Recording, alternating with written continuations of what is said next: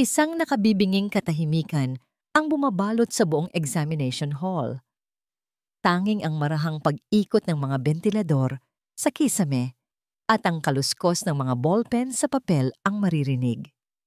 Huling 10 minuto. Ito na ang pinakamahalagang pagsusulit sa buhay ni Rina Dalisay. Ang final major exam na magtatakda kung makakatanggap ba siya ng scholarship para sa huling taon niya sa kolehiyo. Nakasalalay dito ang pangarap niya para sa kanyang lola, ang kinabukasan nilang dalawa. Pinagpapawisan na ang kanyang mga kamay, nanginginig habang sinusulat niya ang huling sanaysay. Ipaliwanag ang epekto ng sosyo-ekonomikong kalagayan sa psikolohikal na pag-unlad ng isang individual. Napahinto siya saglit, huminga ng malalim para pakalmahin ang sarili. Itinaas niya ang kanyang paningin mula sa papel, umaasang makahanap ng kahit anong makakapagpagaan sa bigat na nararamdaman niya. At doon, nagtama ang kanilang mga mata. Sa harap ng silid, nakatayo ang kanilang proctor. Matangkad, seryoso ang muka, at may mga matang tila kayang basahin ang pinakatatago mong lihim. Si Sir Marco Ilustre, ang pinakabago at pinakakinatatakutang lecturer sa kanilang departamento. Isang malamig na kuryente ang gumapang sa buong katawan ni Rina. Sa lahat ng pwedeng magbantay sa kanila, bakit siya pa? Ang bawat titig ni Sir Ilustre ay parang isang dagdag na bigat sa balikat niya. Pakiramdam niya, hindi lang ang sagot niya sa papel ang sinusuri nito, kundi ang buong pagkatao niya. Mabilis niyang ibinalik ang tingin sa papel. Pilit na iwinawaksi ang kaba. Kailangan niyang mag-focus para kay Lola, para sa kinabukasan. Nang matapos ang exam, halos manghina ang mga tuhod ni Rina sa sobrang kaba at pagod. Isa-isang nagsilabasan ang mga kaklase niya, nag-uusap tungkol sa hirap ng pagsusulit. Grabe, parang ayaw magpasa ni Sir Ilustre, sabi ng isa. Nakakatakot yung mga tingin niya, di ba? Para kang huhusgahan. Sagot naman ng isa pa. Hindi na lang umimik si Rina. Nagmamadali niyang inayos ang kanyang mga gamit. Ang gusto lang niya ay makauwi na at mayakap ang kanyang lola. Nang biglang nag-vibrate ang kanyang cellphone, isang tawag mula kay Lola. Hello, La? Sagot niya. Apo. Rina. Napakunot ang noo ni Rina. Nanginginig ang boses ng kanyang lola. May halong pag-aalala. La, okay lang po kayo? May problema po ba? Umuwi ka na agad, anak. Kailangan nating mag-usap. May mahalaga akong sasabihin sa'yo. Mas lalong bumilis ang tibok ng puso ni Rina. Sige po, ala. Papunta na po ako. Ang kaninang pagod ay napalitan ng matinding pag-aalala.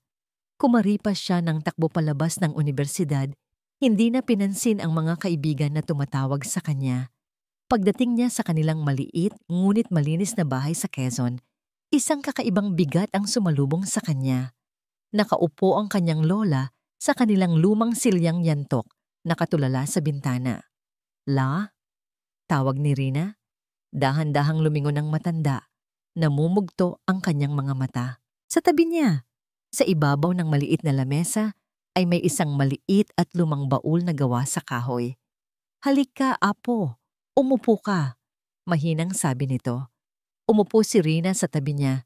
Hindi inaalis ang tingin sa baul. Alam niyang, sa tuwing bubuksan yun ng kanyang lola, mga mahahalagang alaala ng kanilang pamilya ang nilalaman. Hinawakan ng lola ang kanyang mga kamay. Malamig ang mga ito. Apo, may huling habilin ng lolo mo bago siya pumanaw. Isang pangako na matagal ko nang itinatago sa'yo. Binuksan ng lola ang baul. Sa loob, may isang lumang litrato ng kanyang lolo, kasama ang isang lalaking hindi niya kilala. At sa ilalim nito, isang nakatuping papel na naninilaw na dahil sa katagalan. Dahan-dahan itong kinuha ng lola at ibinigay sa kanya. Basahin mo, apo. Nanginginig ang mga kamay ni Rina habang binubuklat ang papel. Ito ay isang sulat kamay na kasunduan. Isang kasunduan sa pagitan ng kanyang lolo, si Ricardo Dalisay, at ng kaibigan nito, si Don Alejandro Ilustre. Isang kasunduang nagsasaad na sa pagdating ng tamang panahon, ang kanilang mga apo ay pag-iisahin sa isang kasal upang pagtibayin ang kanilang pagkakaibigan at protektahan ang kinabukasan ng pamilya Dalisay. Nakita niya ang pangalan niya, Rina Dalisay, at ang pangalan ng lalaking para sa kanya, Marco Ilustre. Napasinghap si Rina. Nanlalaki ang mga matang napatingin siya sa kanyang lola. Ang mundo niya ay tila umikot at huminto sa iisang iglap. Ano po ito? Hindi po ito totoo, di ba? Halos pabulong niyang tanong. Umiiyak na umiling ang kanyang lola. Patawarin mo ako, apo. Patawarin mo ako kung ngayon ko lang sinabi sa'yo. Hindi maaari. Si Sir Marco, ang suplado niyang lecturer, ang lalaking kinatatakutan ng lahat. Sila, ikakasal, biglang may kumatok sa kanilang pinto. Nagkatinginan sila ng kanyang lola.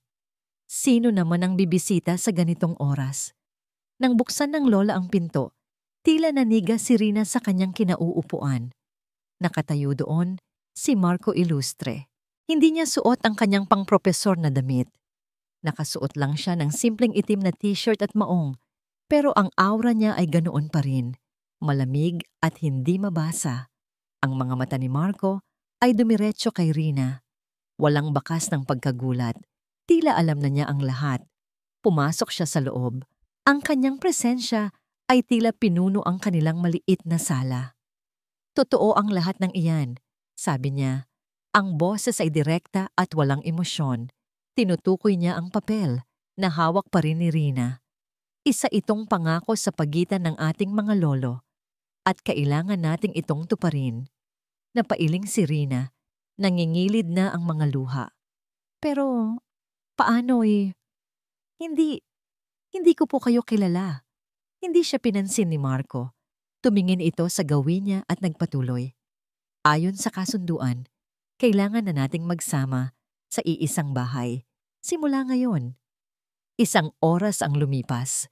1 oras ng katahimikan at mabibigat na paghinga. 1 oras kung saan inimpake ni Rina ang kanyang mga damit sa isang maleta habang umiiyak na nakatingin ang kanyang lola. Walang naganap na mahabang paliwanagan. Ang mga salita ni Marco ay pinal at hindi mababali. Dinala siya ni Marco sa isang subdivision na sa mga pelikula lang niya nakikita. Huminto ang sasakyan sa harap ng isang malaki at modernong bahay. Gawa sa salamin at semento, matataas ang pader. Maganda, pero walang buhay. Bumaba si Marco at pinagbuksan siya ng pinto. Nandito na tayo. Kinuha niya ang maleta ni Rina mula sa likod ng sasakyan. Naglakad siya patungo sa malaking pinto sa harap at sumunod lang si Rina na parang isang kaluluwang nawawala. Binuksan ni Marco ang pinto. Isang malawak at napakagandang sala ang bumungad sa kanya. Mamahalin ang mga gamit, makintab ang sahig, pero sobrang tahimik at malamig. Humarap si Marco sa kanya. Ang mukha ay blanko pa rin. Walang emosyon.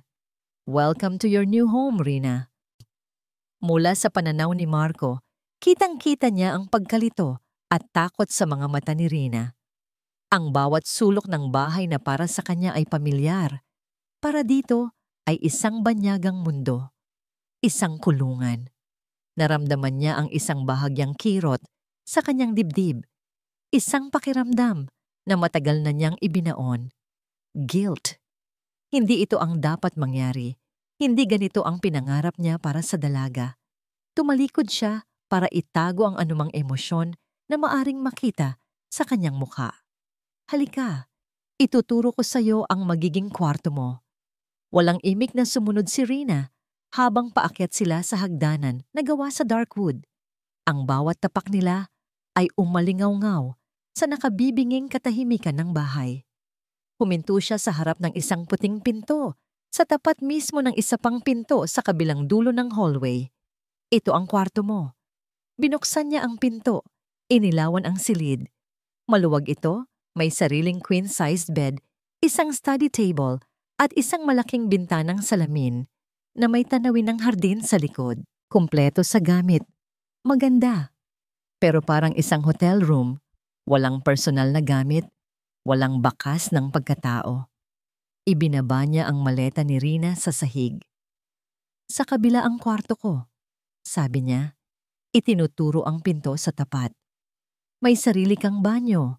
Huwag kang mag-atubiling gamitin ang kahit anong nasa baba.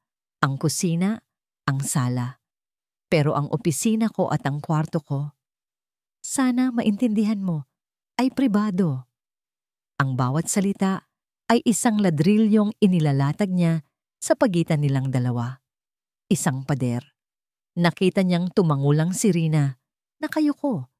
Mukha itong isang basang sisiw na naliligaw sa gitna ng ulan. Napakaliit niya tingnan sa loob ng malaking silid na yon. Muli, naramdaman ni Marco ang kirot. Gusto niyang sabihin na patawad. Gusto niyang ipaliwanag ang lahat, ngunit pinigilan niya ang kanyang sarili. Para ito sa kanya, sabi niya sa sarili, mas mabuti ng ganito. Mas mabuti nang may distansya para hindi ka masaktan, para hindi ka mahirapan kapag dumating ang araw na kailangan na kitang palayain. Naalala niya ang huling mga salita ng kanyang lolo Alejandro sa hospital bed. Si Rina, ang apo ni Ricardo, isa siyang mabuting bata, Marco. Huwag mo siyang pababayaan, alagaan mo siya. Isang pangakong binitawan niya. At para kay Marco, ang pag-aalaga kay Rina ay nangangahulugang pagdistansya sa kanya mula sa magulo niyang mundo. Magpahinga ka na, sabi na lang niya. Bago dahan-dahang isinara ang pinto, iniwan si Rina sa kanyang bagong, malungkot na espasyo. Kinabukasan sa unibersidad, mas naging mahirap ang lahat. Bawat galaw niya ay tila may kasamang bigat. Nakita niya si Rina mula sa malayo, naglalakad, kasama ang mga kaibigan nito. Mukha itong pagod. May maitim na bilog sa ilalim ng mga mata nito. Halatang hindi ito nakatulog ng maayos. Kinailangan niyang pilitin ang sarili na huwag itong tingnan. Kinailangan niyang balewalain ang pamilyar na presensya nito. Sa isang pagkakataon, nagkasalubong sila sa hallway. Nakita niya ang pag-aalinlangan sa mukha ni Rina, tila may gusto itong itanong. Bago pa man ito makapagsalita, sinadya niyang lumingon at kausapin ang isang kapwa-propesor na papalapit sa kanila. Naramdaman niya ang tingin ni Rina na nanatili sa kanya ng ilang segundo bago ito tuluyang naglakad palayo. Bawat pag-iwas niya ay parang isang maliit na patak ng lason sa kanyang sistema. Pero para sa kanya, ito ang tamang gawin. Ito ang tanging paraan para maprotektahan niya si Rina mula sa kanya at mula sa kanyang nakaraan. Gabi.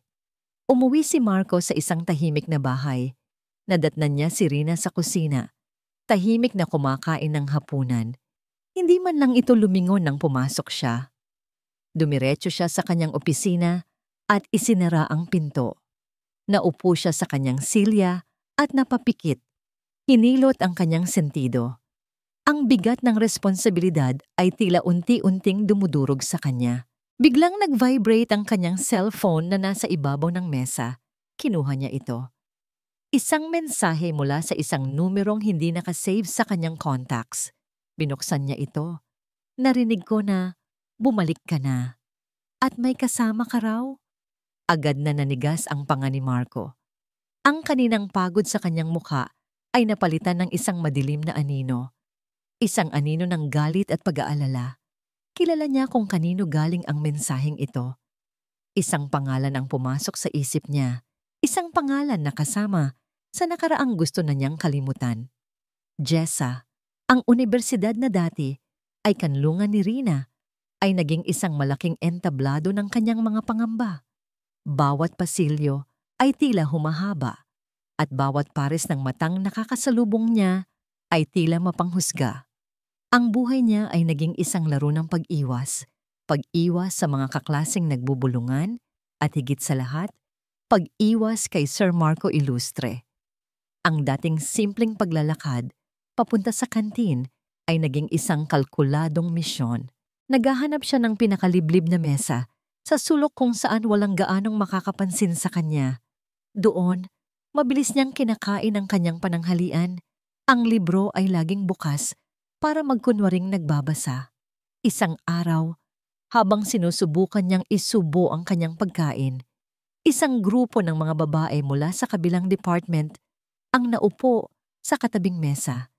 Kilala niya ang isa sa kanila, si Bea, ang pinakamadaldal at laging nangunguna sa pagpapansin kay Sir Marco.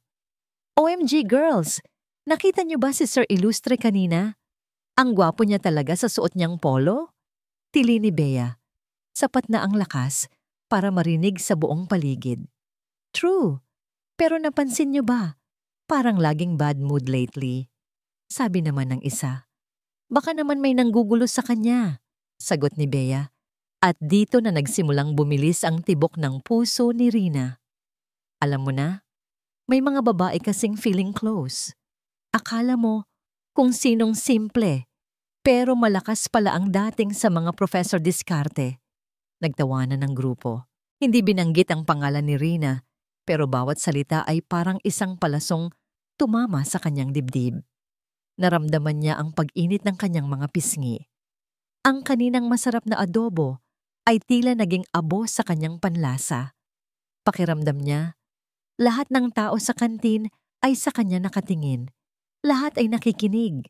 Lahat ay nanghuhusga. Hindi na niya naubos ang kanyang pagkain. Mabilis niyang iniligpit ang kanyang mga gamit at halos takbuhin ang daan palabas. Dala-dala ang kahihiyan at ang mga tawang umuugong sa kanyang isipan.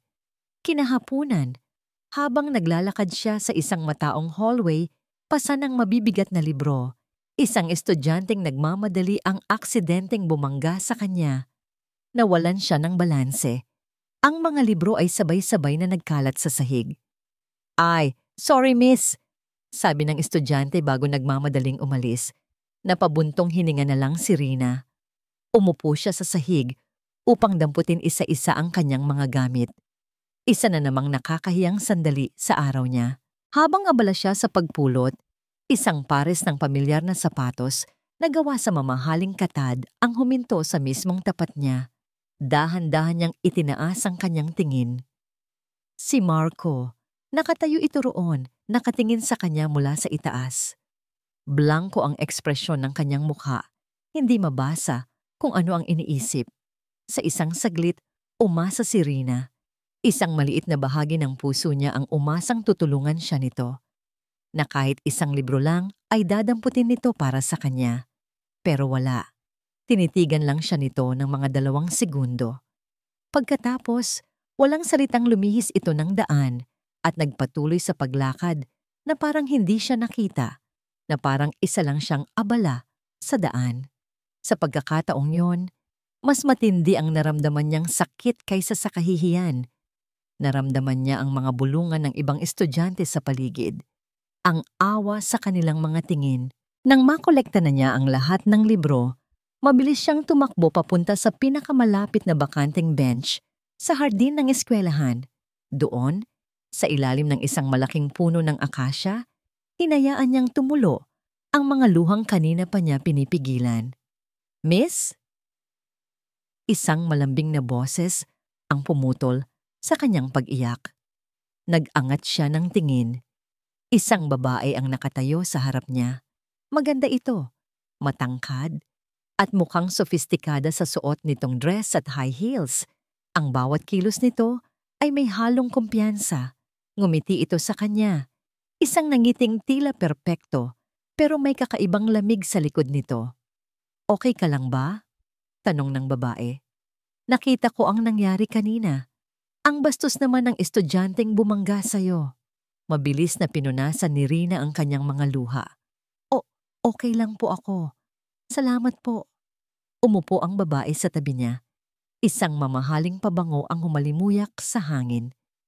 Hindi ka dapat basta-basta umiiyak dito. This is a university, not a playground. Sabi nito. Ang tono ay tila nagpapayo, ngunit may bahid ng pangmamaliit. People will think you're weak. Napayuko na lang si Rina, lalong nahiya sa sarili. By the way, I'm Jessa. Pagpapakilala ng babae, inilahad ang kamay na may perpektong manicure. Nag-aalangang inabot ni Rina ang kamay nito. Rina po. Rina? Inulit ni Jessa ang pangalan niya na parang tinatansya ito. You're one of Sir Illustrious students, right? Tumango si Rina. Paano niya nalaman? Nakita kasi kita minsan na sumusunod ng tingin sa kanya. Pagpapatuloy ni Jessa, ang nangiti ay hindi nawawala. I can't blame you. Marco is very charming in his own cold, mysterious way. Napatitig si Rina sa kanya. Marco? Tinawag niya si Sir Illustre sa unang pangalan nito na parang napaka-personal. Magkakilala po kayo? Hindi napigilang tanong ni Rina. Isang matamis na tawa ang kumawala sa mga labi ni Jessa. Magkakilala? Oh, honey, we're more than that. Tumayo ito at inayos ang kanyang damit. Tumingin ito ng diretso sa mga mata ni Rina. Ikaw si Rina, tama? I just want to give you a friendly advice. Mag-ingat ka kay Marco. He's not what he seems. He has a way of breaking things, especially fragile ones.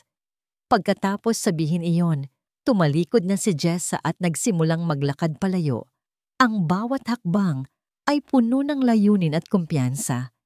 Iniwan si Rina na tulala at puno ng tanong. Sino si Jessa? At ano ang ibig sabihin niya? Gabi na nang makauwi si Rina. Ang bigat ng mga pangyayari sa araw na yon ay tila isang malaking bato na nakadagan sa kanyang dibdib. Pumasok siya sa bahay na walang imik. Nadatnan niyang madilim ang sala. Tanging ang liwanag mula sa buwan na tumatagos sa malaking bintana ang nagsisilbing ilaw. Tahimik. Siguro ay hindi pa umuuwi si Marco. Aakyat na sana siya sa kanyang silid nang may marinig siyang boses mula sa balkonahe sa ikalawang palapag. Boses ni Marco. May kausap ito sa telepono. Dahil sa kuryosidad at dahil na rin sa mga sinabi ni Jessa, dahan-dahan siyang umakyat sa hagdan, nagtatago sa dilim. Sumilip siya mula sa siwang ng pader. Nakatayo si Marco sa balkonahe, nakatalikod sa kanya. Ang liwanag ng buwan ang nagbibigay hugis sa kanyang matipunong katawan. Ang boses niya, na laging kalmado at kontrolado sa klase, ay ngayon puno ng galit at pagpipigil. Ilang beses ko bang sasabihin sa'yo, huwag mo akong tatawagan dito. May sinabi ang tao sa kabilang linya, wala kang pakialam sa buhay ko, matagal na tayong tapos. Muli, katahimikan.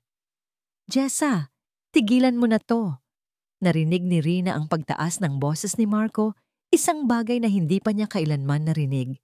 Huwag mong idamay ang buhay ng ibang tao. Napasinghap si Rina. Jessa, ang babae kanina. Ang kausap niya ay ang babaeng nagbigay sa kanya ng babala. Natahimik muli si Marco, nakikinig sa sinasabi sa kabilang linya. Pagkatapos ng ilang sandali, ang galit sa kanyang boses ay napalitan ng isang bagay na mas malalim, mas masakit. Isang pilit na pinipigilang panginginig. Wala kang karapatang ungkatin ang nakaraan. Wala kang alam sa ginagawa ko. Ibaba na sana niya ang tawag, ngunit narinig ni Rina ang pagbuntong hininga ni Marco. Isang tunog ng pagkatalo. Gawin mo ang gusto mo, sabi ni Marco. Ang boses ay halos pabulong na sa pagod. Pero huwag na huwag mo siyang lalapitan. Intindihin mo, Jessa. Ako ang harapin mo. Huwag siya. Pagkatapos noon, ibinaba na niya ang tawag. Nanatili siyang nakatayo roon, nakatalikod pa rin. Ang mga kamay ay nakakuyom sa ibabaw ng rehas ng balkonahe. Ang kanyang mga balikat ay tila pasa ng buong mundo. Dahan-dahang umatras si Rina, pabalik sa dilim ng pasilyo. Ang puso ay kumakarera sa kanyang dibdib. Sino si Jessa sa buhay ni Marco? Anong nakaraan ang pinag-uusapan nila? At ang pinakamabigat na tanong sa lahat, siya ba ang tinutukoy ni Marco? Siya ba ang ibang tao na ayaw niyang idamay? Sa gabing iyon, habang nakahiga si Rina sa kanyang malambot na kama, sa loob ng malaki at malamig na silid, hindi ang mga bulungan ng kanyang mga kaklase ang umalingaw-ngaw sa kanyang isipan, kundi ang mga salita ni Marco, puno ng galit at desperasyon. Huwag mo siyang idamay. At sa unang pagkakataon, sa gitna ng takot at pagkalito, isang kakaibang damdamin ang nagsimulang sumibol sa puso ni Rina. Pakiramdam niya, kahit sa pinakamalamig at pinakamalayo nitong paraan, pinoprotektahan siya ni Marco. Nagsimula ito sa isang bahagyang pananakit ng ulo. Isinawalang bahala lang ito ni Rina. Marahil ay dahil lang sa puyat at sa lahat ng stress na dinadala niya. Ngunit habang tumatagal ang klase nila sa umaga, ang bahagyang pananakit ay naging isang malakas na pagpintig sa kanyang sentido. Tila may isang tambol na walang tigil na tumutunog sa loob ng kanyang bungo. Pagkatapos ay sinundan ito ng panginginig. Isang lamig na gumagapang sa kanyang mga buto kahit na tirik ang araw sa labas. Ang boses ng kanilang propesor ay tila nanggagaling sa malayo, lumalabo at lumilinaw. Miss Dalisay, ayos ka lang ba? Napapitlag si Rina. Nakatingin sa kanya ang lahat ng kanyang kaklase. Maging si Professor Reyes ay nakakunot ang noo sa pag-aalala. Okay lang po ako, sir. Pilit niyang sagot, kahit ang bawat salita ay parang isang tinik sa kanyang lalamunan. Pinilit niyang tapusin ang araw. Ang bawat hakbang pauwi ay parang 1 kilometrong paglalakbay. Pagpasok niya sa bahay, hindi na niya nagawang kumain. Dumiretso siya sa kanyang silid, ibinagsak ang sarili sa kama, at agad na nilamon ng isang mabigat at magulong pagkakatulog. Nagising si Rina sa gitna ng gabi. Nagniningas ang buo niyang katawan. Ang lalamunan niya ay tuyong-tuyo at bawat paghinga niya ay mainit. Nilalagnat siya. Sinubukan niyang bumangon para kumuha ng tubig, ngunit ang simpleng pag-upo lang ay nagdulot ng matinding pagkahilo. Napahiga siyang muli, napapikit ng mariin. Nagsimulang manlabo ang kanyang paningin. Sa gitna ng kanyang paghihirap, isang anino ang pumasok sa kanyang silid. Hindi niya maaninag kung sino. Tanging ang malabong hugis ng isang matangkad na lalaki. Naramdaman niya ang paglubog ng kama sa tabi niya. Pagkatapos, isang malamig at basang tela ang dahan-dahang idinampi sa kanyang nag-iinit na noo. Isang buntong hininga ng ginhawa ang kumawala sa kanyang mga labi. Ungol niya. Shh! Magpahinga ka lang. Isang pamilyar na boses ang kanyang narinig. Isang boses na malalim at mahinahon. Marco? Panaginip lang ba ito? Sinubukan niyang imulat ang kanyang mga mata, pero masyadong mabigat ang mga ito. Naramdaman niya ang isang kamay na marahang iniaangat ang likod ng kanyang ulo.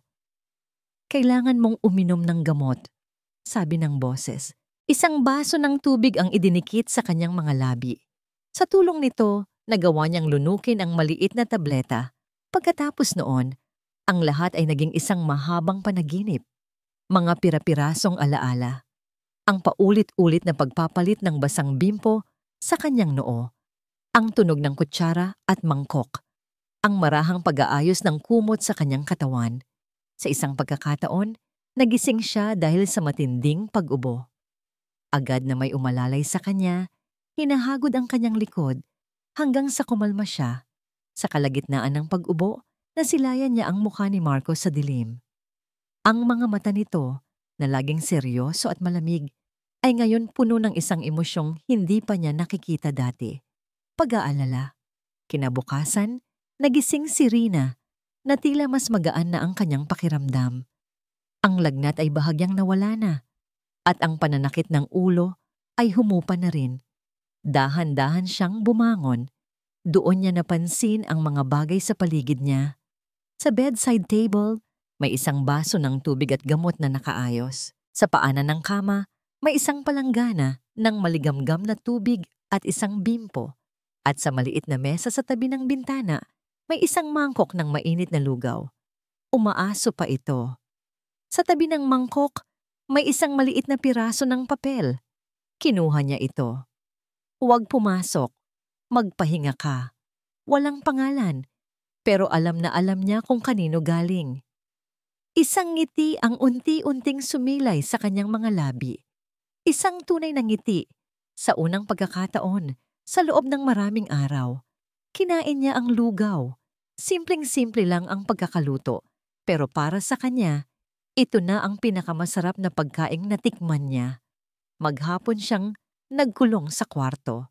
Natulog, nagbasa, at naghintay. Hindi niya alam kung ano ang hinihintay niya, pero may isang bahagi sa kanya na sabik na makita itong muli. Gabi. Narinig niya ang pagdating ng sasakyan ni Marco. Narinig niya ang mga yabag nito paakyat sa hagdan. Huminto ang mga yabag sa tapat ng kanyang pinto. Narinig niya ang isang marahang katok. "Rina?" "Tuloy po." Mahina niyang sagot. Dahan-dahang bumukas ang pinto. Sumilip si Marco. Nakasuot pa rin ito ng damit pang opisina. Ang mga mata niya ay agad na sinuri ang kabuuan niya. "Kumusta na ang pakiramdam mo?" tanong nito. "Mabuti na po, sir. Salamat po sa pag-aalaga." Pumasok si Marco sa loob, lumapit sa kanya, at inilagay ang likod ng kanyang palad sa noo ni Rina. Sinusuri ang kanyang temperatura. Ang simpleng pagdampi ng kanyang balat sa balat nito ay nagdulot ng isang pamilyar na kuryente sa katawan ni Rina. Ngunit sa pagkakataong ito, hindi ito dahil sa takot. "Wala ka ng lagnat," sabi ni Marco. Bahagyang gumaan ang ekspresyon.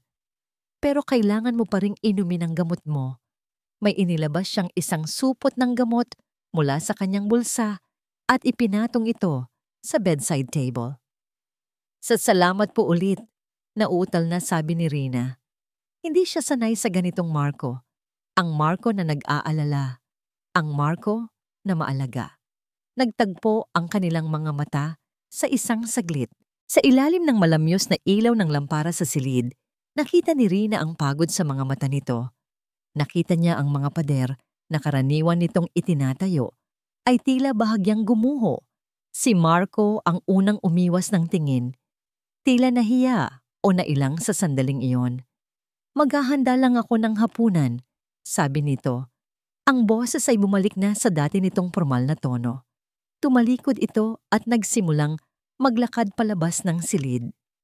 Sa sandaling iyon, isang bagay sa loob ni Rina ang nagtulak sa kanya na magsalita. "Bakit?" Huminto si Marco sa may pintuan, ngunit hindi ito lumingon.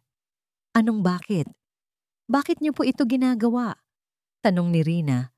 Ang boses ay halos pabulong. "Bakit niyo ako inalagaan?" Matagal na katahimikan ang namagitan sa kanila. Ang tanging maririnig ay ang mahinang tunog ng aircon. Akala ni Rina ay hindi na ito sasagot. "Responsibilidad kita," sabi ni Marco. Ang boses ay walang kabuhay-buhay. "Nangako ako sa lolo ko. Iyon lang." Pagkasabi noon, tuluyan na itong lumabas ng silid, isinasara ang pinto sa likuran niya. Naiwan si Rina na nakaupo sa kama, pinakikiramdaman ang pagbilis ng tibok ng kanyang puso. Responsibilidad. Iyon lang daw. Pero bakit ang salitang iyon ay hindi tumutugma sa nakita niyang pag-aalala sa mga mata nito? Napangiti si Rina ng mapait. Siguro nga, umaasa lang siya sa wala. Ilang sandali pa, bumaba na rin siya para sa hapunan.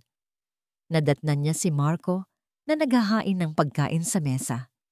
Tahimik silang kumain. Walang nagsasalita. Pero ang katahimikan ay hindi na kasing bigat ng dati. May kaunting ginhawa na. Pagkatapos kumain, si Rina na ang nagpresintang maghugas ng pinggan. Habang naghuhugas, napansin niya ang cellphone ni Marco na naiwan sa ibabaw ng mesa sa kusina. Hindi niya sinasadyang tingnan ito, ngunit isang bagay ang kumuha ng kanyang atensyon. Umilaw ang screen ng cellphone. Isang notification. Isang mensahe mula sa isang pamilyar na pangalan. Jessa. At sa ilalim ng pangalan, isang larawan. Isang lumang larawan nila ni Marco. Mas bata pa sila. nakangiti, at magkayakap ng mahigpit sa ilalim ng isang puno ng niyog sa tabing dagat. Mukha silang masaya, mukha silang nagmamahalan.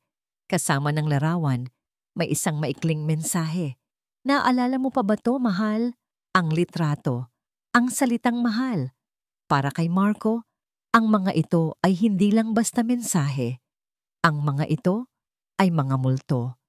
Mga multong pilit niyang tinatakbuhan na ngayon ay kusa nang nagpaparamdam. Nang makita niyang nakatitig si Rina sa kanyang cellphone, isang malamig na kaba ang gumapang sa kanyang dibdib.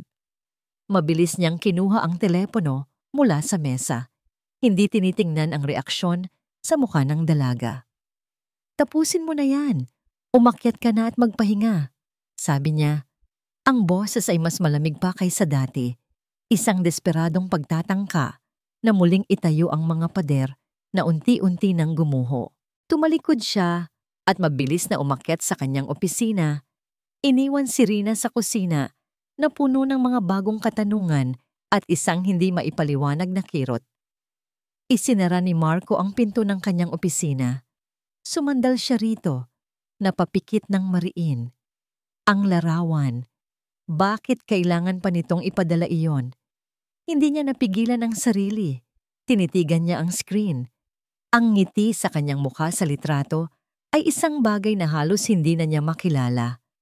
Isang Marco na masaya, walang inaalala, at puno ng pangarap. Isang Marco na namatay noong gabing iyon. Bigla, ang tahimik na opisina ay napuno ng mga alaalang pilit niyang kinakalimutan. Flashback. Ang tunog ng malakas na rock music mula sa stereo ng kotse, ang amoy ng alat mula sa dagat, at ang matinis na tawa ni Jessa sa tabi niya. Dahan-dahan lang, Marco. Baka malaglag tayo sa bangin. Sigaw ni Jessa sa gitna ng kanyang pagtawa. Binilisan palalo ni Marco ang pagpapatakbo. Huwag kang mag-alala. Mahal, hawak ko ang manibela. Hawak kita. Masaya sila. Galing sila sa isang beach party kasama ang mga kaibigan. Ito ang gabi ng kanilang ikalawang anibersaryo. Ngunit ang saya ay may kasamang alak at init ng ulo. Nagsimula ito sa isang maliit na bagay, isang selos. Nakita ni Marco si Jessa na may kausap na ibang lalaki. Isang tingin, isang ngiti. Sapat na yon para mag-apoy ang kanyang dugo. Sino yon? Tanong niya habang nasa daan na sila pauwi. Ang boses ay seryoso na. Kaibigan lang, Marco. Huwag ka nang magselos, sagot ni Jessa. Medyo lasing na. Kaibigan? Jessa, nakita ko kung paano kanya tingnan. Tumataas na ang boses nila. Ang dating masayang kantahan ay napalitan ng mainit na pagtatalo. Ano ba? Pagod na ako sa selos mo, sigaw ni Jessa. Hindi lahat ng lalaki ay tulad mo na. Natigilan ito. Tulad ko na ano, hamon ni Marco. Ang mga kamay ay humihigpit sa manibela. Sabihin mo. Sa galit at pagkalasing, sumigaw si Jessa ng mga salitang hindi na niya dapat binitawan. Mga salitang tumusok sa pagkalalaki ni Marco. Sa sobrang galit, hindi napansin ni Marco ang biglaang pagliko sa kalsada. Huli na nang makita niya ang isang malaking truck na paparating. Kinabig niya ang manibela. Ang huli niyang nakita ay ang takot sa mga mata ni Jessa. Ang huli niyang narinig ay ang nakabibinging tunog ng bumibiyak na metal at nababasag na salamin. At ang sigaw ni Jessa na tumatawag sa kanyang pangalan. End of flashback. Nagising si Marco sa kanyang alaala, humihingal. Ang sakit sa kanyang binti na laging nariyan pero natutunan na niyang balewalain ay tila na nariwa. Napahawak siya rito. Kinuha niya ang cellphone at tinawagan ang numero ni Jessa. Sa ikalawang ring pa lang ay sinagot na niya ito. Akala ko hindi ka natatawag, sabi ng boses sa kabilang linya. May halong panunokso. Ano ang kailangan mo, Jessa? Diretsong tanong ni Marco. Walang paligoy-ligoy. Ikaw, ano pa ba? Tigilan mo na ang kalokohang ito. Huwag mo na akong guluhin. At lalong-lalo na, huwag mo nang lalapitan si Rina. Isang mapait na tawa ang narinig niya. Si Rina, ang bago mong laruan? Ang kapalit ko? Sabihin mo sa akin, Marco, alam ba niya? Alam ba ng inosenteng anghel mo ang totoong nangyari sa atin? Napakuyom ang kamao ni Marco. Wala siyang kinalaman dito. Wala. Siyempre meron. Kinasal ka sa kanya. Samamantalang ako. Ako ang iniwan mong nagdurusa mag-isa. Pareho tayong nagdusa, Jessa. Sigaw ni Marco, hindi na napigilan ng sarili. Sinira nating dalawa ang buhay natin noong gabing yon. Sinira mo ang buhay ko, Marco. Pagtatama ni Jessa, ang boses ay puno ng hinanakit. Hindi ko hahayaang maging masaya ka sa iba. Hindi pagkatapos ng lahat ng kinuha mo sa akin. Ano pa bang gusto mo? Pera? Sabihin mo lang. Ang gusto ko ay makita kang masira. Unti-unti. Katulad ng ginawa mo sa akin. Dito na napuno si Marco. Gawin mo ang gusto mo sa akin. Pero oras na saktan mo si Rina, makikita mo ang hinahanap mo. Isang nakakakilabot na katahimikan ang sumunod bago muling nagsalita si Jessa. Ang boses niya ay malambing ngunit puno ng lason. Hindi mo ba sasabihin sa kanya na hinding-hindi mo siya maibibigyan ng isang tunay na pamilya? Sa mga salitang iyon, naputol ang linya. Ibinagsak ni Marco ang cellphone sa mesa. Napasabunot siya sa sariling buhok. Ang kanyang mga pader ay tuluyang gumuho sa bigat ng nakaraan at sa banta ng hinaharap. Samantala, sa labas ng pintuan ng opisina, nakatayo si Rina sa dilim. Sinundan niya si Marco paakyat. Narinig niya ang pagtawag nito sa pangalan ni Jessa. Narinig niya ang sigawan. Hindi niya narinig ang lahat, pero sapat na ang kanyang narinig para mabuo ang isang nakakatakot na larawan sa kanyang isipan. At ang huling tanong ni Jessa, ang tanong na hindi sinagot ni Marco. Umalingaw-ngaw ito sa kanyang ulo na parang isang basag na kampana, paulit-ulit. Hinding-hindi mo siya maibibigyan ng isang tunay na pamilya? Hinding-hindi mo siya maibibigyan ng isang tunay na pamilya? Ang mga salitang yun ay parang lason na dahan-dahang gumapang sa sistema ni Rina. Buong gabi, hindi siya nakatulog. Paulit-ulit na umalingaw-ngaw sa isip niya ang tanong ni Jessa. Ano ang ibig sabihin noon? Anong sikreto ang itinatago ni Marco? Kinabukasan, pumasok si Rina sa universidad na parang isang kaluluwang paggalagala. Ang mga bulungan na dati niyang iniiwasan ay tila wala ng bigat kumpara sa bagong tanong na bumabagabag sa kanya. Ngunit ang hindi niya alam, ang lason ay nagsisimula palang kumalat. Nagsimula ito sa banyo ng mga babae. Habang naghuhugas siya ng kamay, pumasok ang grupo ni Bea. Nagtatawanan. Narinig niyo na ba ang latest chismis, girls? Panimula ni Bea. Sinadya talagang lakasan ng boses. Ano yon? Tungkol kay Sir Illustre, may nag-text sa akin, sabi niya, may medical condition daw si Sir. Isang sensitive na issue. Nagkatinginan ang mga kasama niya. Anong klaseng condition? Well, sabi ni Bea, tila nag-i-enjoy sa atensyon. Let's just say, he can't build a team if you know what I mean. Hindi siya pwedeng magka-baby. Isang kolektibong at kawawa naman ang narinig ni Rina. Para siyang binuhusan ng nagyayelong tubig. Nanigas siya sa kanyang kinatatayuan, nakatingin sa sariling refleksyon sa salamin. Ang mga salita ni Bea ay tila tumugma sa tanong ni Jessa kagabi. Isang tunay na pamilya. Kaya pala laging seryoso. Siguro apektado ang pagkalalaki niya. Sabi ng isa. Kawawa naman ang mapapangasawa niya. Paano na yon? Good looks and money can't buy you a child. Dagdag pa ni Bea. Bago sila nagtawanan at lumabas ng banyo. Naiwan si Rina na mag-isa. Nanginginig ang kanyang mga kamay. Ang tibok ng kanyang puso ay napakabilis. Halos hindi siya makahinga. Jessa. Alam niyang si Jessa ang nagpakalat nito. Buong araw sinubukan niyang isawalang bahala. Ang narinig. Chismis lang yan, Rina. Gawa-gawa lang. Pero ang chismis ay parang apoy. Mabilis kumalat. Sa canteen, sa library, sa hallway, naririnig niya ang mga pangalan ni Marco at ang mga salitang baog, depekto. Sayang, ang bawat salita ay isang punyal na sumasaksak sa kanya. Hindi para sa sarili niya, kundi para kay Marco.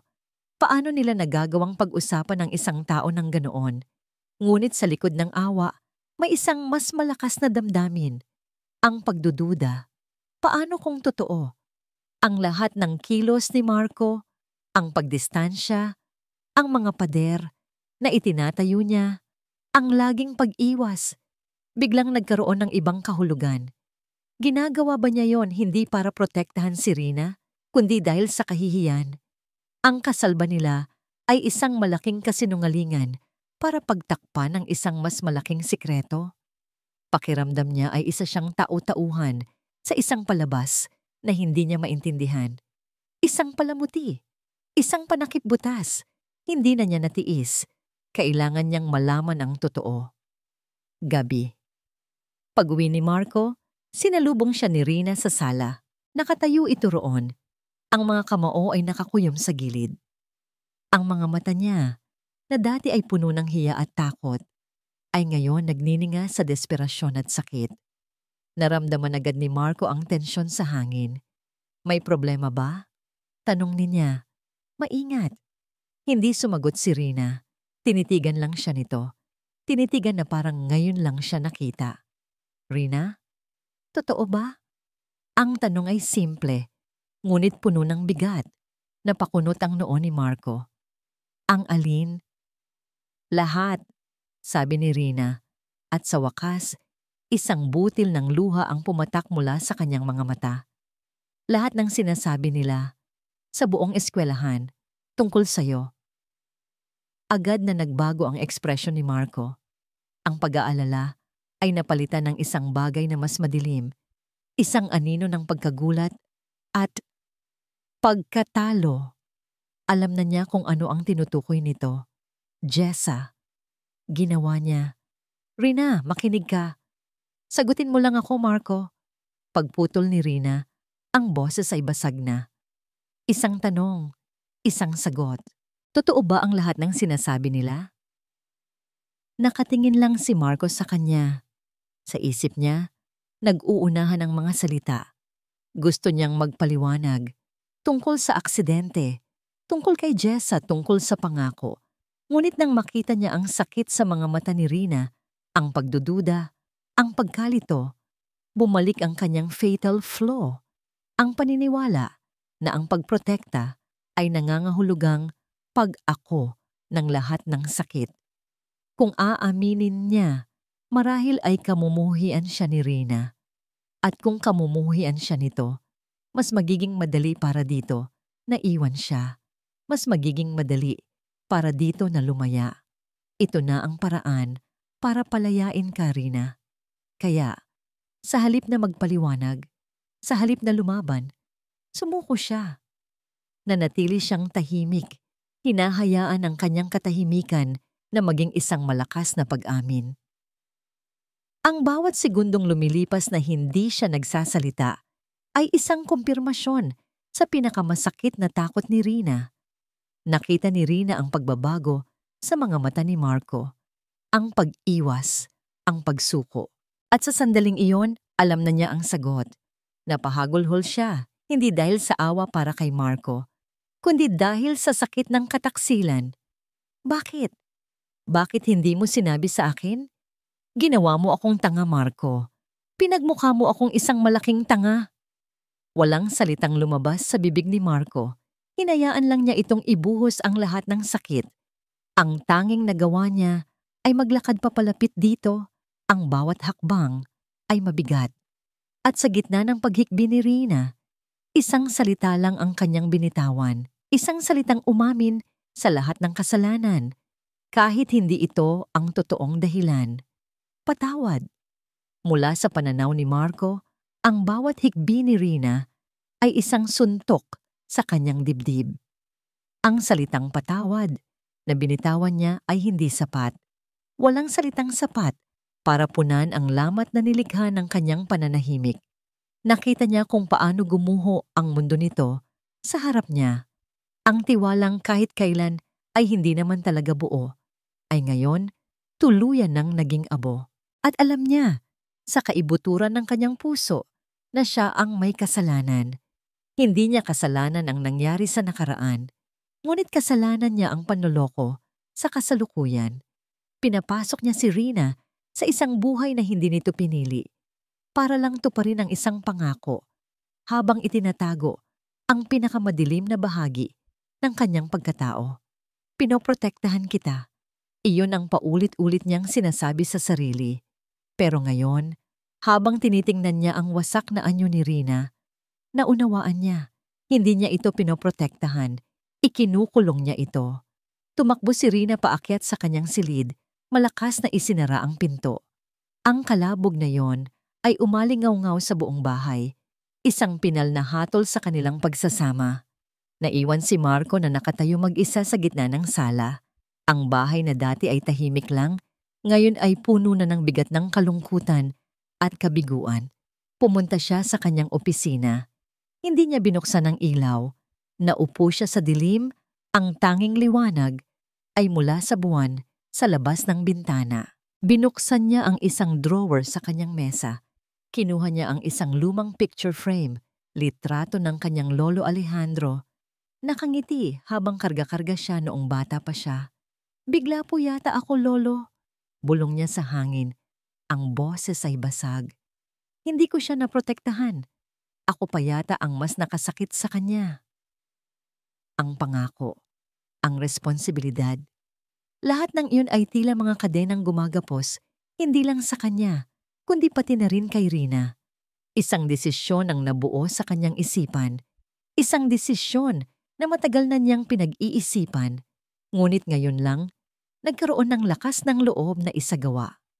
Kung ang pag-ibig ay pagprotekta, at kung nabigo na siyang protektahan ito habang nasa tabi niya, marahil ang pinakamataas na uri ng pagprotekta na maibibigay niya ay ang pagpapalaya dito.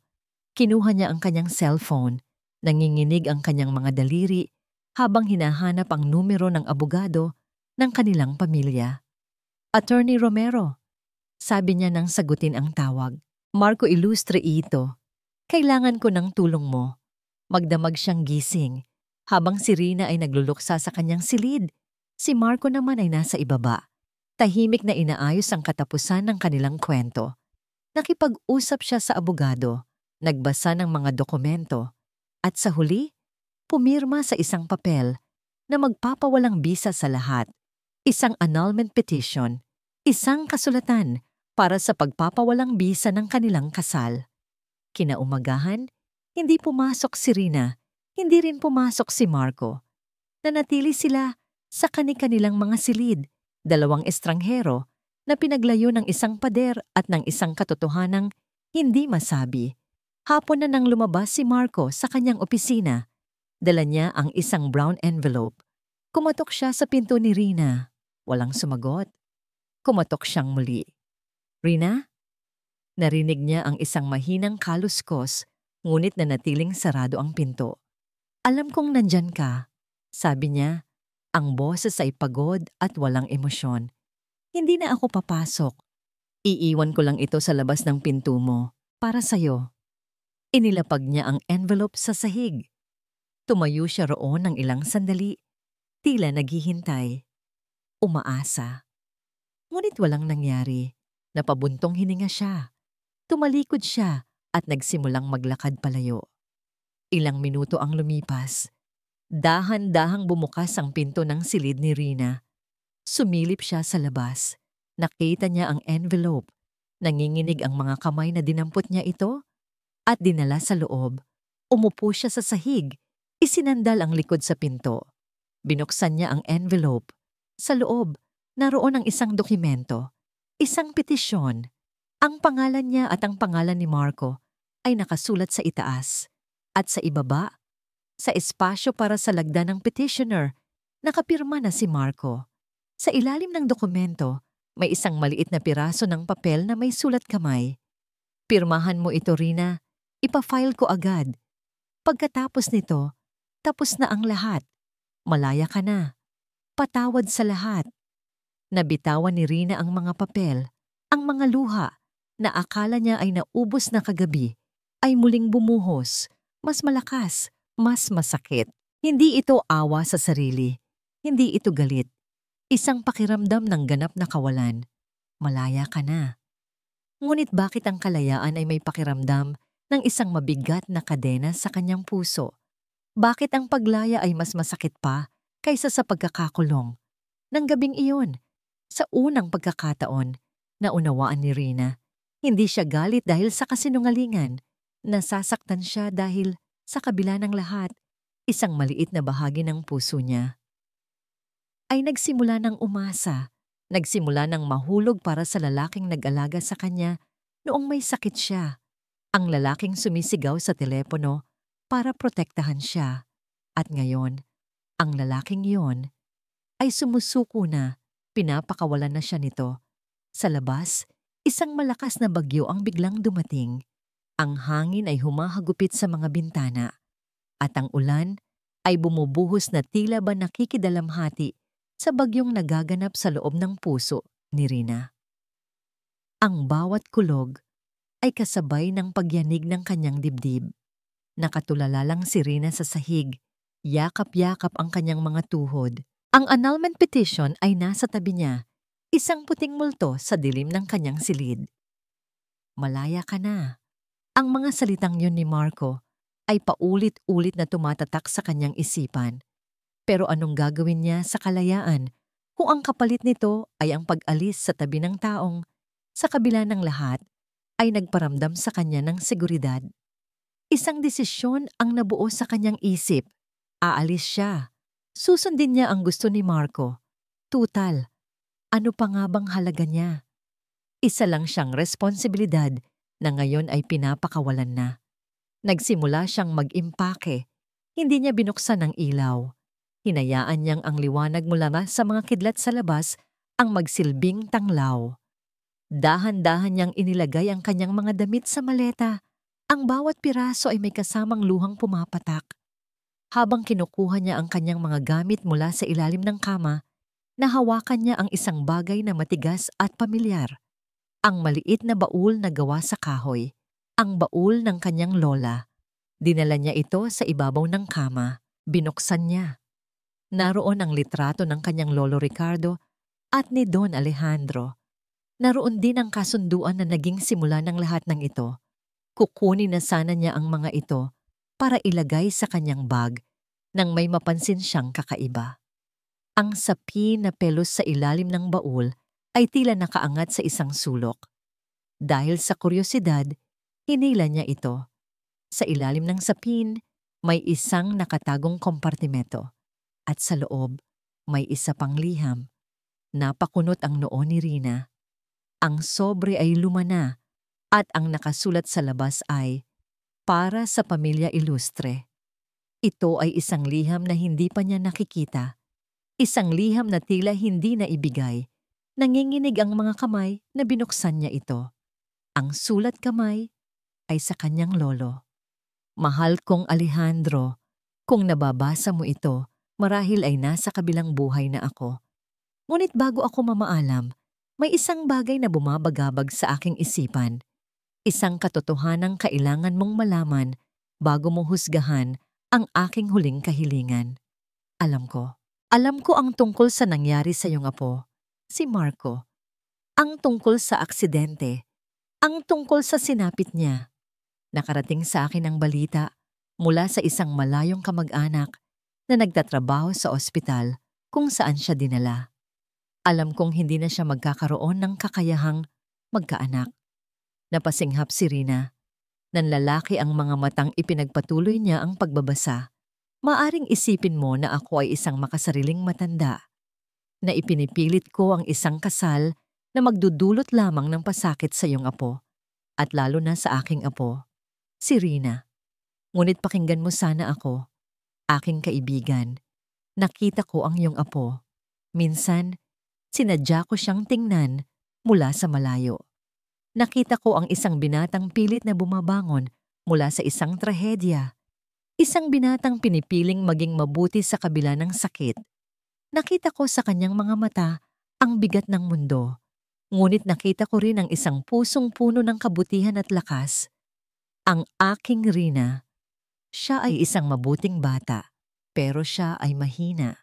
Madali siyang matakot, madali siyang sumuko. Kailangan niya ng isang taong hindi siya iiwan, isang taong magiging kanyang bato, isang taong magmamahal sa kanya, hindi dahil sa kung anong maibibigay niya, kundi dahil sa kung sino siya. Hindi ito isang sumpa, Alejandro. Ito ay isang basbas. Ipinagkakatiwala ko ang aking pinakamamahal na apo sa isang lalaking alam kong hinding-hindi siya sasaktan. Sa isang lalaking, dahil sa sarili niyang pinagdaanan, ay mas maiintindihan ang tunay na kahulugan ng pagmamahal. Isang pagmamahal na higit pa sa dugo at laman. Hindi isang pamilya na binubuo ng anak ang gusto ko para sa kanya, kundi isang tahanan. At alam kong si Marco, ang iyong apo, ang makapagbibigay noon sa kanya. Patawarin mo ako sa aking katapangan. Ngunit ito ang huling hiling ng iyong kaibigan. Nagmamahal, Ricardo. Bawat salita ay parang isang alon na humahampas sa pagkatao ni Rina. Ang ulan sa labas ay tila wala ng ingay kumpara sa dagundong sa kanyang dibdib. Hindi ito isang kasunduan para protektahan ang kinabukasan niya. Ito ay isang kasunduan para protektahan ang kanya. Hindi siya isang gampanin. Siya ay isang regalo. Ang lahat ng pagdistansya ni Marco, ang lahat ng pader, hindi iyon dahil sa kahihiyan. Iyon ay dahil sa takot. Takot na masaktan siya. Takot na baka hindi niya matanggap. Takot na baka maramdaman niyang kulang ito para sa kanya. Ang annulment petition, hindi iyon pagsuko. Iyon ay sakripisyo. Ang mga luha na pumapatak sa kanyang mga pisngi ay hindi na dahil sa sakit. Ito ay dahil sa pag-unawa, sa pagmamahal. Tumingin siya sa annulment petition na nasa sahig. Pagkatapos ay tumingin siya sa liham ng kanyang lolo. Isang kidlat ang gumuhit sa kalangitan, pansamantalang nagliliwanag sa buong silid. Sa liwanag na yon, isang bagong determinasyon ang nabuo sa kanyang mga mata. Tumayo siya. Sa isang kamay, hawak niya ang liham na puno ng katotohanan. Sa kabilang kamay, dinampot niya ang papel na simbolo ng pagsuko. Hindi na siya ang Rina na mahina. Hindi na siya ang Rina na laging tumatakbo. Naglakad siya palabas ng kanyang silid. Ang bawat hakbang ay may bigat at layunin. Tinahak niya ang madilim na pasilyo patungo sa opisina ni Marco. Nakita niya ito sa loob. Nakatayo malapit sa bintana, nakatingin sa bagsik ng ulan. Ang anino nito ay malungkot at nag-iisa. Binuksan niya ang pinto. Lumingon si Marco, nagulat nang makita siya. Rina? Anong... Hindi na niya ito pinatapos. Naglakad siya papalapit. Walang salita. Tumigil siya sa mismong tapat nito. Itinaas niya ang annulment petition. Tinitigan niya si Marco ng diretso sa mata. At sa harap nito, dahan-dahan, pira-piraso, pinunit niya ito. Ang tunog ng papel na pinupunit ay tila mas malakas pa kaysa sa kulog sa labas. Isa-isang nahulog ang mga piraso sa sahig, parang mga puting dahon sa gitna ng unos. Nakatitig lang si Marco, hindi makapaniwala sa nakikita. Ang kanyang bibig ay bahagyang nakabuka. Ngunit walang salitang lumalabas. Ang plano niya, ang kanyang sakripisyo, ang kanyang pagsuko, lahat ay nawasak sa isang iglap. Sa pamamagitan ng mga kamay ng babaeng sinusubukan niyang palayain. Anong ginagawa mo? Sa wakas ay naitanong niya. Ang boses ay halos hindi marinig. Hindi sumagot si Rina. Sa halip, inilahad niya ang isa pang papel, ang luma at naninilaw na liham ng kanyang lolo. Nag-aalangang kinuha ito ni Marco. Habang binabasa niya ang bawat salitang nakasulat, nakita ni Rina ang unti-unting pagbabago sa kanyang anyo. Ang pagkagulat ay napalitan ng pagkalito, at pagkatapos ay ng isang damdaming matagal na niyang Hindi nakikita sa mga mata nito ang pagiging vulnerable. Ang mga pader na matagal niyang itinayo ay tila unti-unting gumuho, ladrilyo, bawat ladrilyo. Nang matapos niyang basahin, napayuko siya. Ang matipuno niyang mga balikat ay nanghina. Isang kamay niya ang itinukod sa mesa para suportahan ang sarili. Alam niya, bulong ni Marco. Alam pala niya ang lahat. Hindi ka isang sumpa, Marco. Sabi ni Rina, ang boses ay mahinahon, ngunit puno ng paninindigan. Lumapit siya, at sa unang pagkakataon, siya ang gumawa ng unang hakbang. Hindi ka isang pagkakamali. Nag-angat ng tingin si Marco. Sa ilalim ng malamyos na ilaw ng kanyang opisina, nakita ni Rina ang pag-init ng kanyang mga mata. May namumuong luha, ang isang lecturer na kinatatakutan ng lahat, ang isang lalaking laging may kontrol sa lahat ng bagay, ay ngayon nasa bingit ng pagguho. Hindi mo naintindihan, Rina. Sabi niya, nanginginig ang boses. Hindi ko kayang ibigay sa iyo ang isang buong pamilya. Hindi ko kayang, hindi ko. Hindi na niya natapos ang sasabihin. Ang sakit ng nakaraan ay tila sumasakal sa kanya. Ang akala mo ba, iyon ang mahalaga sa akin? Tanong ni Rina. Umiling siya. Isang maliit at malungkot na ngiti ang sumilay sa kanyang mga labi. Marco, lumaki ako na wala ang mga magulang ko. Ang lola ko lang ang bumuo ng mundo ko. Matagal ko nang natutunan na ang pamilya. Hindi ito binubuo ng dugo. Binubuo ito ng mga taong pinipiling manatili. Hinawakan ni Rina ang kamay ni Marco na nakakuyom sa ibabaw ng mesa. Dahan-dahan niyang inalis ang pagkakakuyom nito at isin-intertwine ang kanyang mga daliri sa mga daliri nito. Ang init ng kanyang palad ay tila nagbigay ng kuryente sa nanlalamig na katawan ni Marco. Hindi ito obligasyon, Marco. Pagpapatuloy niya, tinititigan ito ng diretso sa mga mata. Hinahayaan nitong makita ang lahat ng nasa puso niya. Hindi ito dahil sa habilin ni Lolo o dahil sa pangako mo. Ito ay isang pagpili. Huminga siya ng malalim. At pinipili kita. Sa mga salitang yon, isang butil ng luha ang pumatak mula sa mata ni Marco. Ang luhang matagal na niyang kinimkim. Ang sakit, ang pagsisisi, ang kalungkutan. Lahat ay tila bumuhos sa iisang patak na yon. Rina, hindi na natin kailangang magtago pa, sabi ni Rina. Ang boses ay puno ng tapang na ngayon lang niya natagpuan. Hindi sa mundo, at lalong-lalo na, hindi sa isa't isa. Hindi na nakapagpigil si Marco. Hinila niya si Rina palapit sa kanya at niyakap ito ng mahigpit. Isang yakap na puno ng pasasalamat, ng pagsuko, ng paglaya.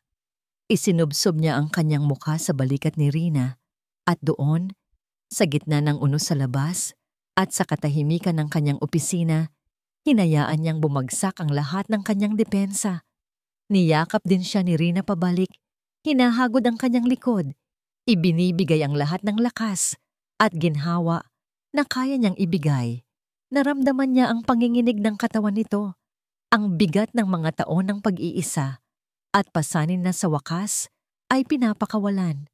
Nanatili sila sa ganoong posisyon ng matagal. Walang nagsasalita. Tanging ang tunog ng ulan sa labas at ang sabay na pagtibok ng kanilang mga puso ang maririnig. Sa yakap na yon, natagpuan nila ang isang uri ng kapayapaan na pareho nilang hindi pa nararanasan dati. Nang sa wakas ay kumalas sila, dahan-dahang inangat ni Rina ang kanyang kamay at pinunasan ang mga luha sa pisngi ni Marco gamit ang kanyang hinlalaki. Tapos na ang bagyo, bulong niya. Hindi lang tinutukoy ang ulan sa labas, kundi pati na rin ang unos sa kanilang mga buhay. Tinitigan siya ni Marco. Sa unang pagkakataon, wala ng pader, wala ng anino. Tanging purong emosyon lang ang nakikita ni Rina sa kanyang mga mata. Isang halo ng paghanga, pasasalamat, at isang bagay na mas malalim pa. Isang bagay na nagsisimula ng mamukadkad. Patawarin mo ako, Rina, sabi ni Marco. Ang boses ay taos-puso. Sa lahat ng sakit na idinulot ko, umiling si Rina. Pareho tayong nasaktan at pareho tayong maghihilom. Kinaumagahan, tumila na ang ulan. Ang sumikat na araw ay tila isang simbolo ng bagong simula. Bumaba sila para mag-agahan. Ang katahimikan sa pagitan nila ay hindi na dahil sa pagkailang, kundi dahil sa isang komportableng pag-unawa. Pagkatapos mag-agahan, tumingin si Marco kay Rina. May bagong determinasyon sa kanyang mukha. May kailangan tayong gawin, sabi niya. Hawak kamay silang pumasok sa universidad. Hindi na nila pinansin ang mga tingin at bulungan ng mga estudyante. Ang kanilang mga hakbang ay sabay at may paninindigan. Dumiretso sila sa opisina ng kanilang department head.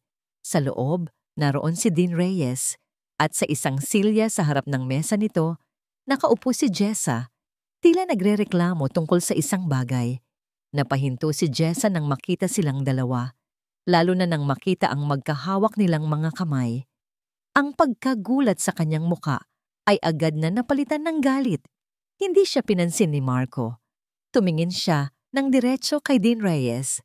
Dean, pasensya na sa abala. Panimula ni Marco. Ang boses ay kalmado at puno ng awtoridad. May kailangan kaming sabihin sa inyong lahat. Mula sa pananaw ni Marco, ang pagpasok sa opisina ng Dean habang hawak ang kamay ni Rina ay mas nakakakaba pa kaysa sa anumang exam na ibinigay niya. Ngunit sa pagkakataong ito, hindi siya nag-iisa. Ang init ng palad ni Rina ay isang paalala na mayroon na siyang kasama, kaharapin man nila ang anumang paghuhusga. Mr. Illustre, Miss Dalisay, bati ni Dean Reyes, tila naguguluhan sa eksena. At Miss Gonzaga, baling niya kay Jessa. Ano itong naririnig kong reklamo tungkol sa unprofessional conduct? Ngumisi si Jessa, muling nakuha ang kanyang kumpiyansa. Dean, iyan mismo ang punto ko.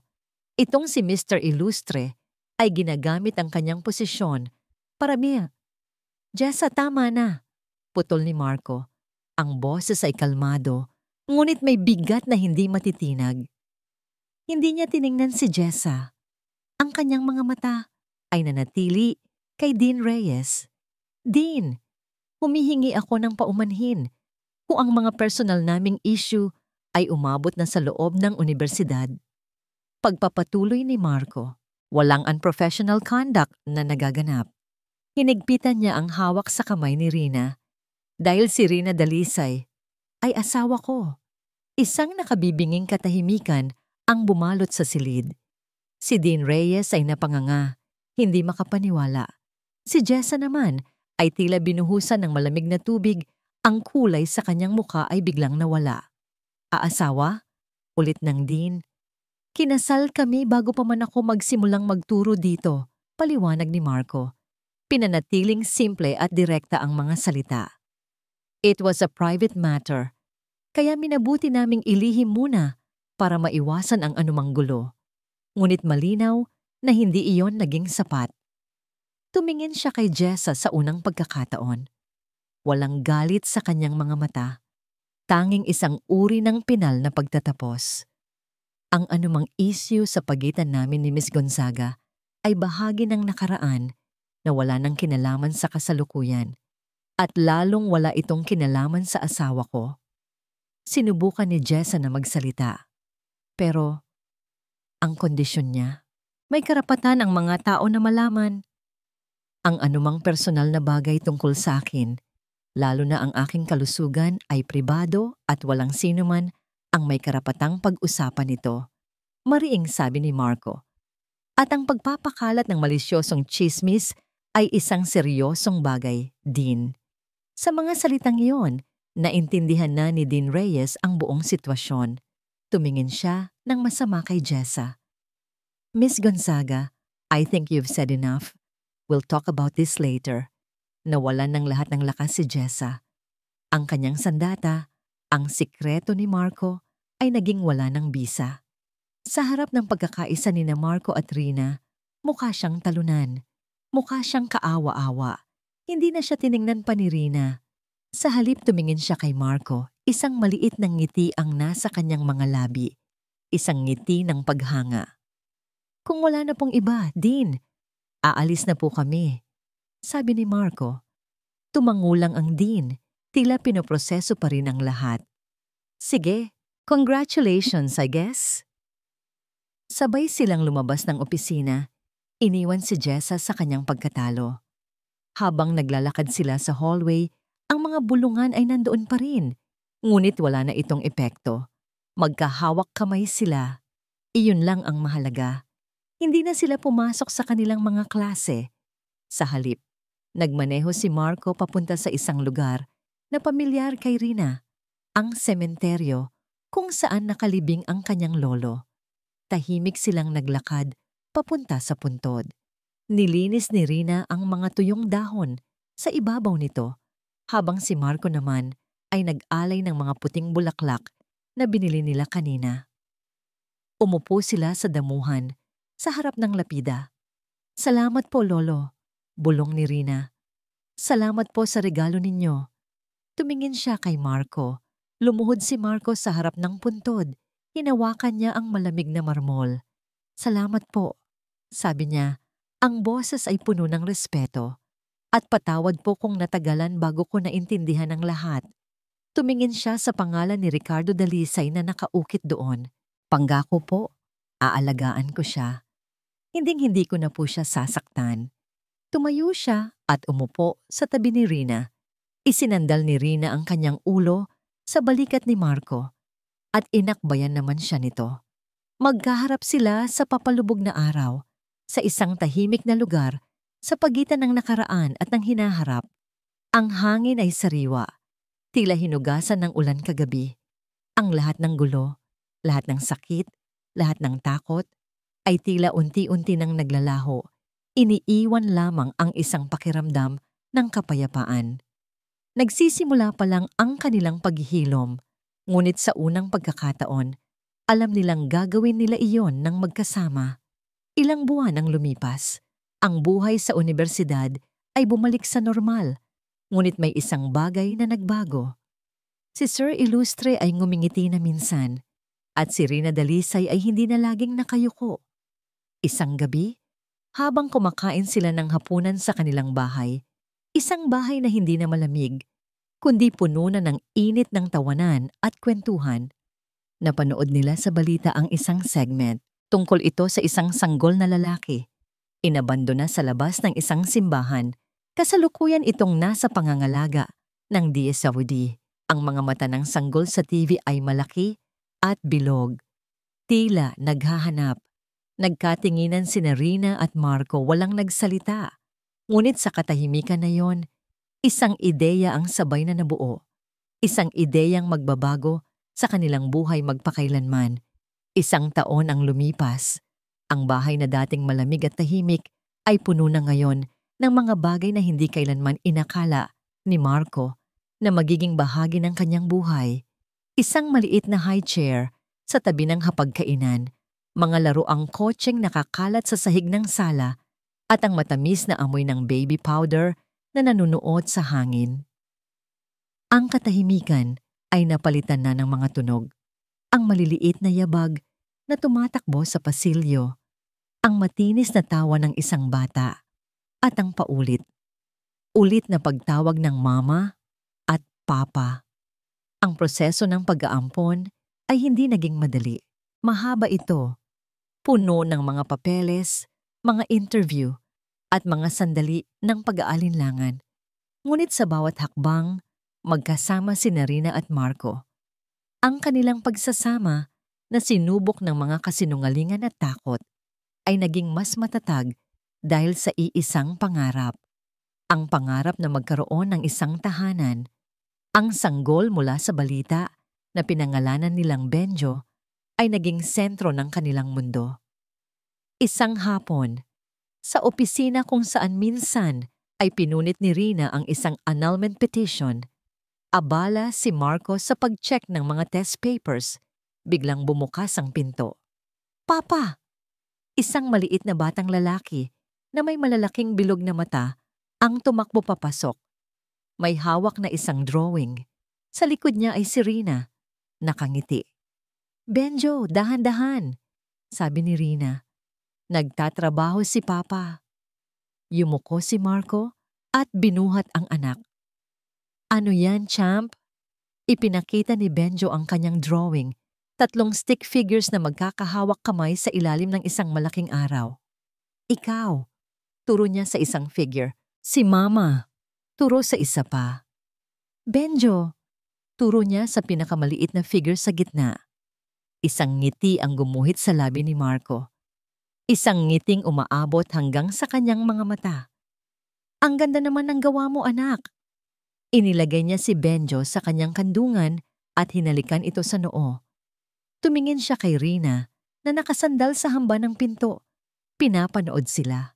Sa mga mata nito, nakita ni Marco ang isang pagmamahal na mas malalim pa kaysa sa karagatan. Pag-ibig, pasasalamat, at pagiging kontento. Ang lahat ng emosyon na yon ay naipapahayag sa isang tingin lang. Kinagabihan, pagkatapos nilang patulugin si Benjo, magkatabi silang naupo sa balkonahe. Ang parehong balkonahe kung saan narinig ni Rina ang galit at desperasyon sa boses ni Marco noon. Ngunit ngayon, ang hangin ay payapa. Ang mga bituin ay nagniningning. "Naalala mo pa ba nung una tayong nagkita?" Biglang tanong ni Rina. "Sa examination hall. Akala ko, katapusan na ng mundo ko. Ang sungit-sungit mo kasi." Natawa si Marco. "Sinusubukan ko lang maging professional. Pero ang totoo, kinakabahan din ako. Hindi ko alam kung paano ka haharapin." Kung may makapagsasabi sa akin noon na ang proctor kong nakakatakot ay ang magiging asawa ko at ama ng anak namin, umiling si Rina. Hindi siguro ako maniniwala. Inakbayan siya ni Marco at hinapit palapit sa kanya. Minsan, ang mga hindi inaasahang bagay ang siyang nagiging pinakamahalaga. Tumingin sila sa kalangitan. Sabi ni Lolo, ang tahanan ay hindi lugar, kundi pakiramdam. Bulong ni Rina. Ngayon, naiintindihan ko na. Hinarap siya ni Marco. Hinawakan nito ang kanyang mukha gamit ang 2 kamay. "Ikaw ang tahanan ko, Rina. Kayo ni Benjo." At sa ilalim ng liwanag ng buwan, hinalikan niya ito. Isang halik na hindi na nagtatago, hindi na nag-aalinlangan. Isang halik na puno ng pangako ng nakaraan na kanilang pinagtagumpayan at ng isang hinaharap na sabay nilang bubuuin. Kinabukasan, isang magandang linggo ng umaga, naglakad-lakad sila sa parke. Si Marco, na dating nagtatayo ng mga pader, ay ngayon, walang alinlangan na itinutulak ang duyan kung saan nakasakay ang kanyang tumatawang anak. Si Rina, na dating takot sa paghuhusga, ay ngayon buong pagmamalaking nakatingin sa kanyang mag-ama. Bumaba si Benjo mula sa duyan at tumakbo sa gitna nilang dalawa. Hinawakan nito ang kanilang mga kamay. "Uwi na tayo?" Tanong ni Marco, nakangiti. Tumango si Rina. "Uwi na tayo." Habang magkakahawak kamay silang 3 na naglalakad palayo, ang kanilang mga anino sa ilalim ng sikat ng araw ay bumuo ng isang larawan. Isang larawan na minsan ay dinrawing lang ng isang bata sa papel. Ngunit ngayon ay isang ganap at buong katotohanan. Ang larawan ng isang pamilya. Isang pamilyang hindi nagsimula sa dugo, kundi sa isang pangako. Hindi nabuo sa isang perpektong simula, kundi sa mga di-perpektong pusong natutong maghilom at pumili. Isang pamilyang pinatunayan na kung minsan, ang mga kasal na nagsisimula sa obligasyon, sa tamang pagkakataon at sa tamang pag-ibig, ay maaaring mamukadkad at maging pinakatotoo sa lahat. At dito nagtatapos ang kwento ni na Marco, Rina, at ng kanilang munting si Benjo. Mula sa kaibuturan ng aking puso, maraming salamat sa inyong walang sawang pagsubaybay sa bawat kabanata ng kanilang paglalakbay. Ang pagsulat ng kwentong ito ay isang emosyonal na biyahe, puno ng mga luha, pag-asa, at higit sa lahat, pagmamahal. At naramdaman namin ang inyong presensya Sa bawat hakbang, nais naming lumikha ng isang salaysay na hindi lang basta tungkol sa pag-iibigan, kundi tungkol din sa paghilom. Isang paalala na ang tunay na pamilya ay hindi laging nagsisimula sa dugo, kundi sa mga pusong pinipiling manatili, lumaban, at magpatawad sa gitna ng mga pagsubok. Sana, sa pamamagitan ni Marco at Rina, na ipakita namin na kahit sa pinakamadilim na unos, laging may sisikat na araw ng pag-asa. Ano ang aral na pinulot ninyo sa kanilang kwento? Aling bahagi ang pinakatumatak sa inyong puso? Ikinagagalak naming mabasa ang inyong mga saloobin sa comment section. Ang inyong mga boses ang nagbibigay buhay sa bawat salitang aming isinusulat. Hanggang sa ating muling pagkikita sa susunod na kwento. Lagi ninyong tatandaan, ang pinakamagandang pag-ibig ay hindi natatagpuan, kundi itinatayo, pinapanday, at ipinaglalaban.